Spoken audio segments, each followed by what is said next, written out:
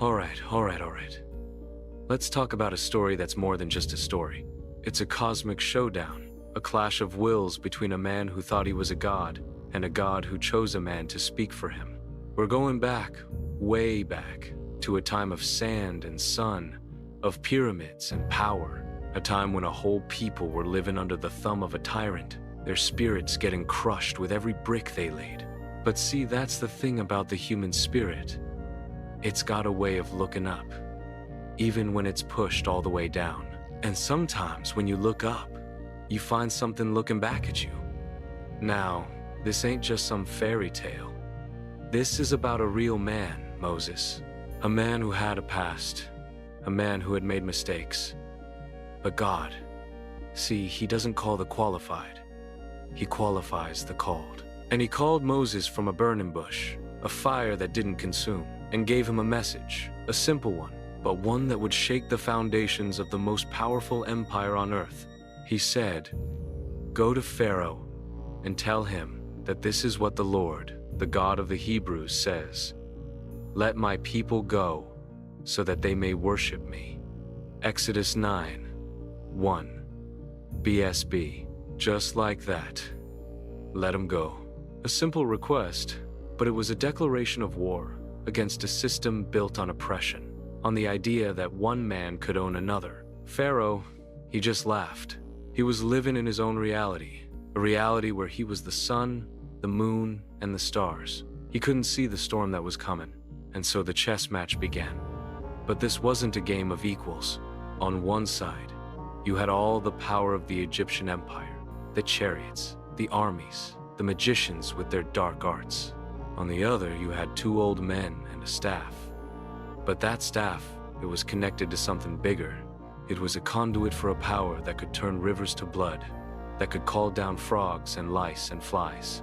Each plague was a direct shot at the heart of what the Egyptians held sacred. Their gods were getting dismantled, one by one. The Lord said to Moses, "See, I have made you like God to Pharaoh, and your brother Aaron will be your prophet." Exodus 7:1 BSB.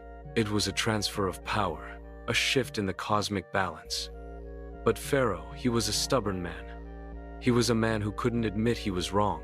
The Bible says, "But the Lord hardened Pharaoh's heart, and he would not listen to them, just as the Lord had said." Exodus 9:12 BSB. He was caught in a loop, a cycle of his own making. He'd see the power, he'd feel the pain, he'd even say he'd let the people go, but then he'd double back, he'd harden his heart again. It's a human story, ain't it?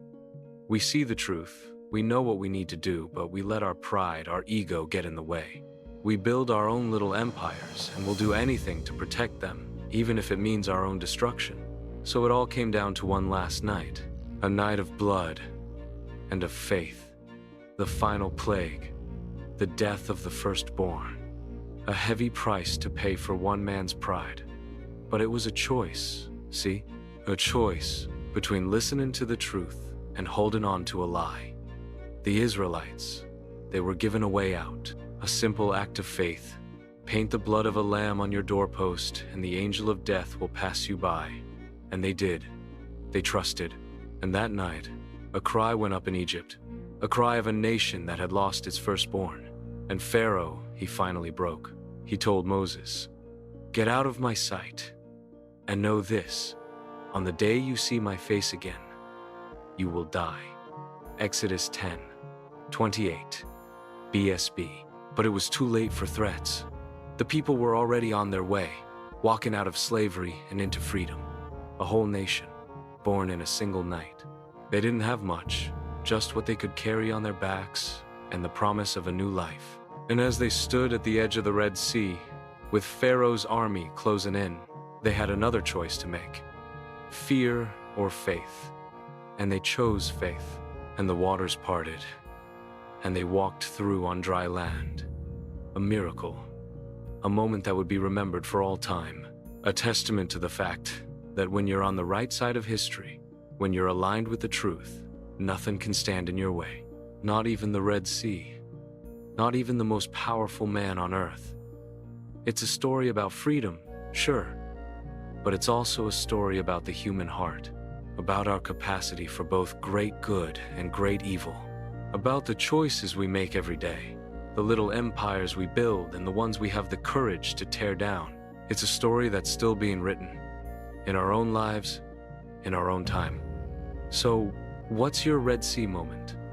What's the thing you're afraid to face? What's the truth you're running from? Because the same power that parted the waters for the Israelites is available to you, right here, right now. You just gotta have the faith to step out and walk through. All right. Share your thoughts in the comments below. Thanks for watching.